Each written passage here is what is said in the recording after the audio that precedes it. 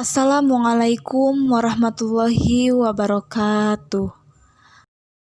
Alhamdulillah, pada kesempatan siang hari ini, kami dari kelompok 11 dapat mempresentasikan tugas dari mata kuliah fikih yang diampu oleh Ibu Diah Muhminatul SEI MESY dengan beranggotakan An-Nuria Putri, Rifka Rani Awalia, dan Moh Sohibul Anwar.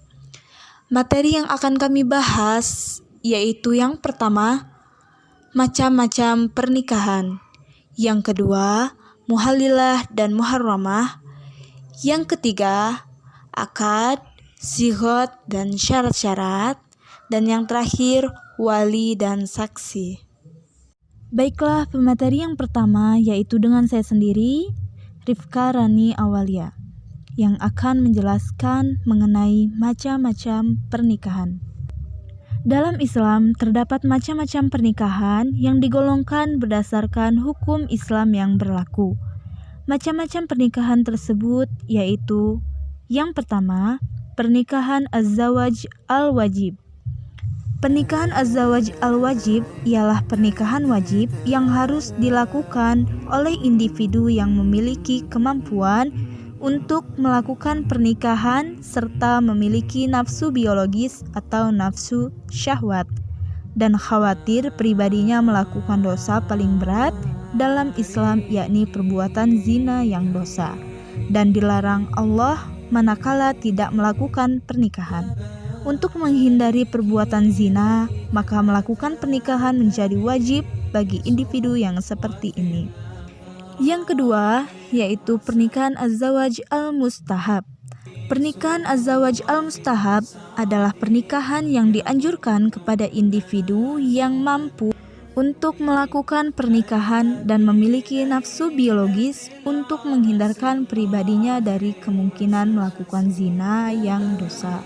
Seorang muslim yang memiliki kemampuan dalam bidang ekonomi serta sehat jasmani, dalam artian memiliki nafsu syahwat, maka dia tetap dianjurkan supaya melakukan pernikahan meskipun individu yang bersangkutan merasa mampu untuk memelihara kehormatan pribadinya.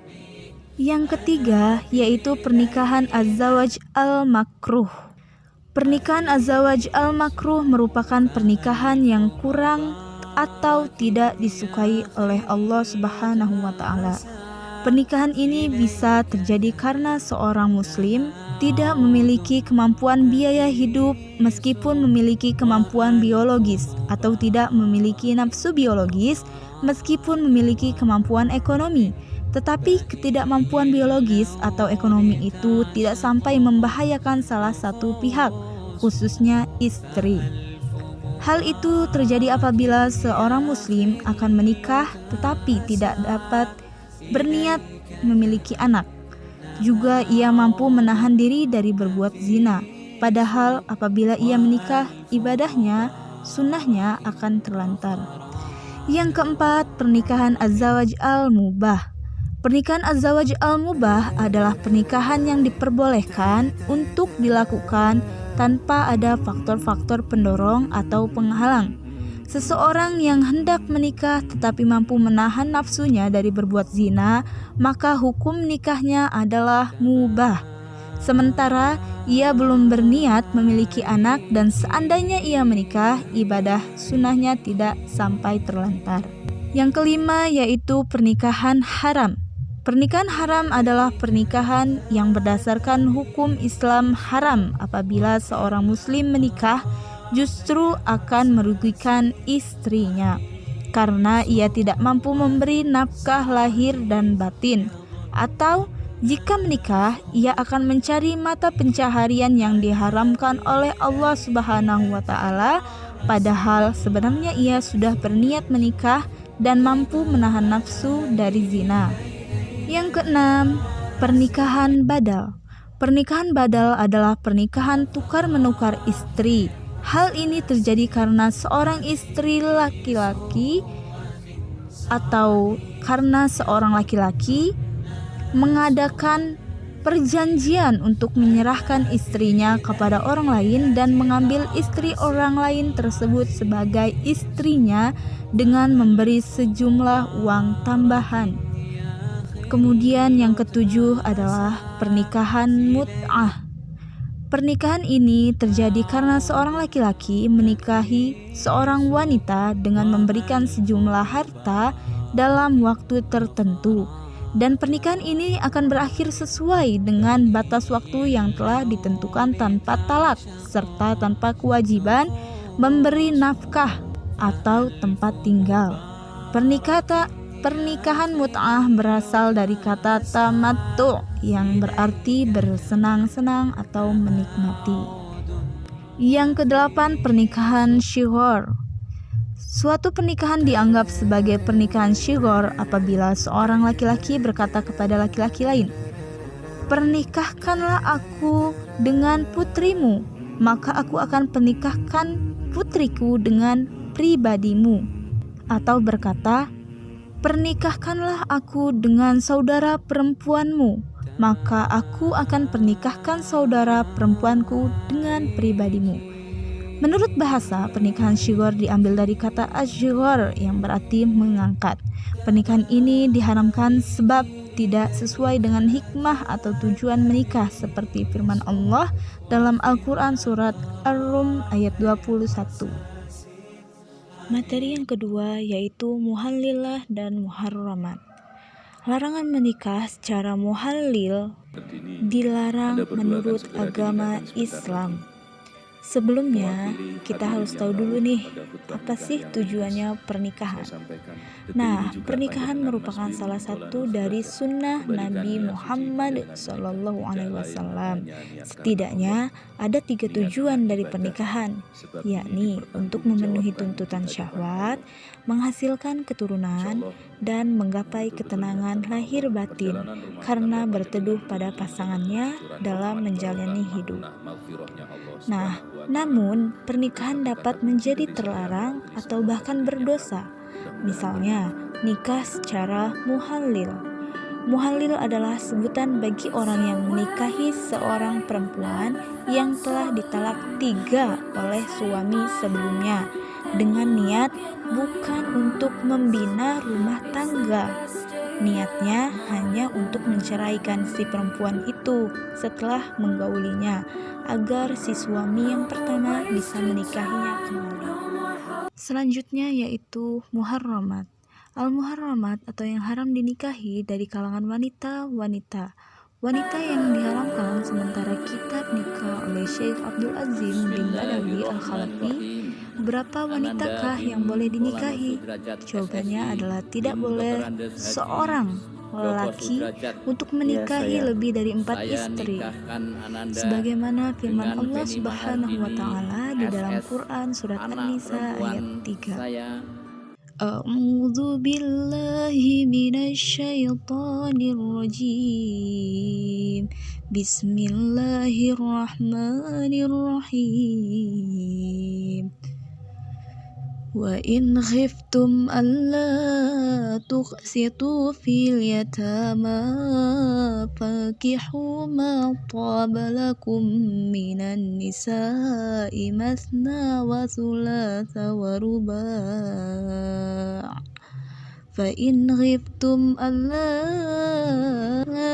ta'dilu fawahidatan aw ma malakat aymanukum dzalika adna alla ta'ulu, yang artinya, dan jika kamu takut tidak akan dapat berlaku adil terhadap hak-hak perempuan yang yatim bila mana kamu mengawininya, maka kawinilah wanita-wanita lain yang kamu senangi, 2, 3, atau 4.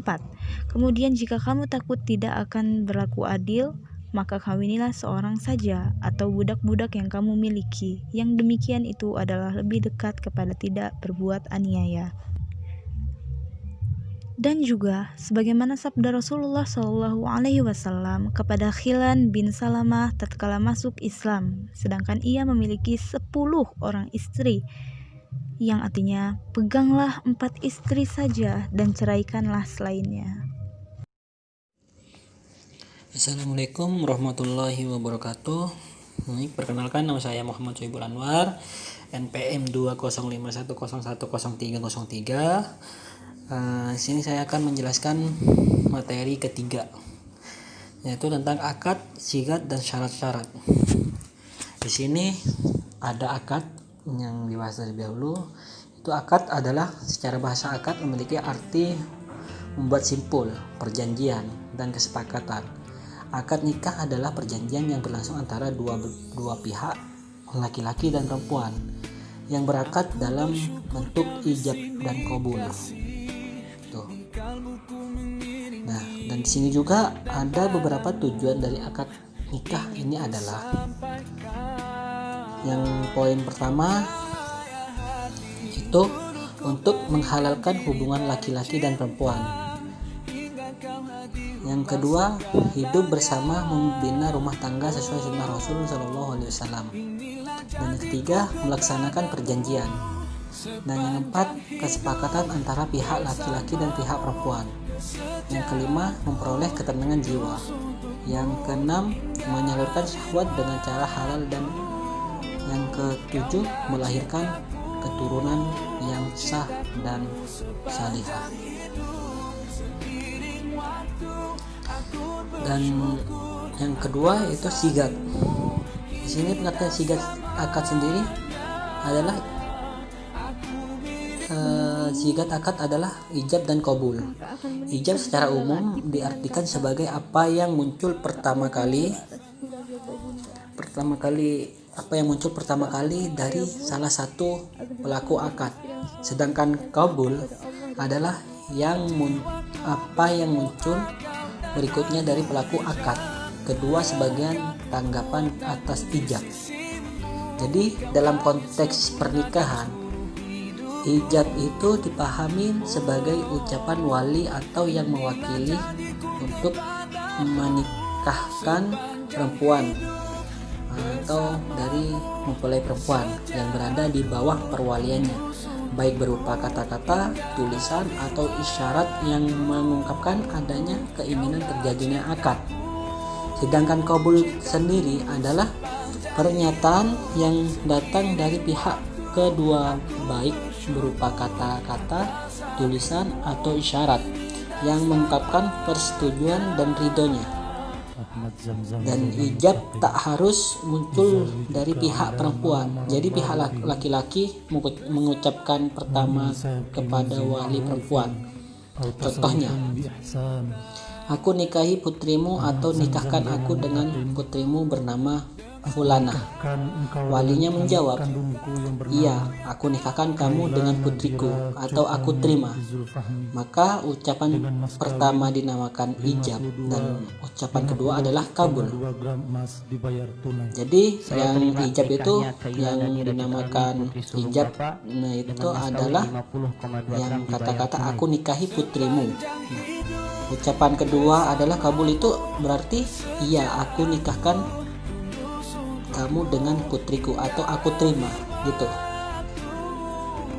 Maka dengan kata lain, ijab adalah bentuk ungkapan baik yang memberikan arti akad atau transaksi dengan catatan jatuh pada urutan pertama. Sedangkan qabul adalah bentuk ungkapan untuk menjawab yang jatuh pada pihak kedua dari pihak mana saja. Dan di sini juga ada beberapa syarat sigat. Di sini para ulama fikih secara garis besar mensyaratkan 3 hal dalam melakukan ijab dan qabul. Syarat pertama, jala al-makna, yaitu tujuan yang tergandung dalam pernyataan itu jelas sehingga dapat dipahami jenis akad yang dimaksud. Yang kedua, tawafuk, yaitu adanya kesesuaian antara ijab dan qabul. Dan yang ketiga, jazm al-iradatain, yaitu antara ijab dan qabul menunjukkan kehendak para pihak secara pasti, tidak ragu, dan tidak terpaksa. Dan syarat-syarat yang dimaksud adalah sebagai berikut. Sigat akad berbentuk kata kerja fi'il. Dan yang kedua menggunakan lafal yang jelas maknanya. Dan di sini yang ketiga yaitu syarat-syarat akad. Persyaratan-persyaratan dalam akad nikah. Syarat yang dibuat dan diucapkan di dalam rangkaian akad nikah, atau dengan kata lain akad, yaitu ijab qabul, yang dilengkapi dengan syarat-syarat persyaratan yang dibuat dalam akad nikah. Ada tiga kemungkinan. Yaitu syarat pertama, syarat yang sifatnya bertentangan dengan tujuan akad nikah. Dalam hal ini terdapat dua bentuk, tidak sampai merusak tujuan pokok akad nikah. Misalnya, pasangan dalam sigat qabulnya, aku terima nikahnya dengan syarat tanpa mas kawin. Syarat-syarat yang tidak bertentangan dengan tujuan akad nikah. Dalam hal ini terdapat juga dua bentuk pihak ketiga secara langsung. Contoh, istri yang mensyaratkan kepada calon suami yang sudah punya istri yang menjatuhkan talak istrinya itu. Syarat seperti ini tidak ada karena jelas bertentangan dengan larangan agama dengan nas yang jelas. Assalamualaikum warahmatullahi wabarakatuh. Perkenalkan, nama saya Anuria Putri dari kelompok 11. Di sini saya akan menjelaskan mengenai materi yang keempat, yaitu wali dan saksi. Pengertian wali. Kata wali berasal dari bahasa Arab, yaitu al-wali, dengan bentuk yang jamak aulia, berarti pecinta, saudara, ataupun penolong. Sedangkan menurut istilah, kata wali mengandung pengertian orang yang menurut hukum atau agama adat diserahi untuk mengurus kewajiban anak yatim sebelum anak itu dewasa, ataupun pihak yang mewakili pengantin perempuan pada waktu menikah yang melakukan akad nikah dengan pengantin pria. Wali dalam akad nikah adalah terletak pada sah atau tidaknya suatu nikah, maka tidak sah bila wali tidak ada.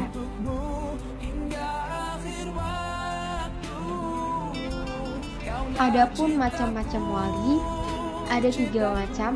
Yang pertama wali nasab, yaitu orang-orang yang terdiri dari keluarga calon mempelai wanita dan berhak menjadi wali. Yang kedua, wali hakim adalah orang yang diangkat oleh pemerintah untuk bertindak sebagai wali dalam suatu pernikahan. Dan yang ketiga, wali muhakam, yaitu seseorang yang diangkat oleh kedua calon suami istri untuk bertindak sebagai wali dalam akad nikah mereka.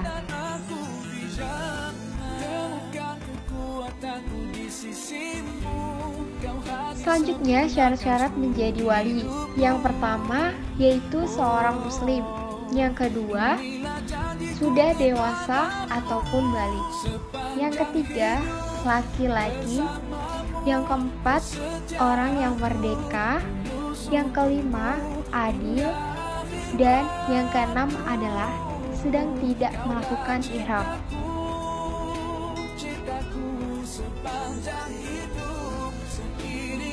Adapun saksi dalam suatu pernikahan, di mana saksi menurut bahasa adalah orang yang melihat ataupun mengetahui sendiri suatu peristiwa ataupun kejadian. Sedangkan menurut istilah, saksi adalah orang yang memberitahukan keterangan dan mempertanggungjawabkannya secara apa adanya.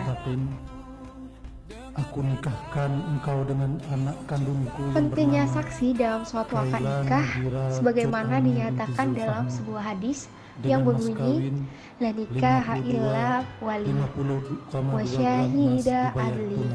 Tidak sah suatu akad nikah kecuali dihadiri wali dan 2 orang saksi yang adil. Sepanjang hidup bersamamu Sekian presentasi dari kelompok kami. Semoga dapat bermanfaat bagi kita semua. Bila ada kata-kata yang salah, kami mohon maaf. Kepada Allah pun kami mohon ampun. Terima kasih. Wassalamualaikum warahmatullahi wabarakatuh.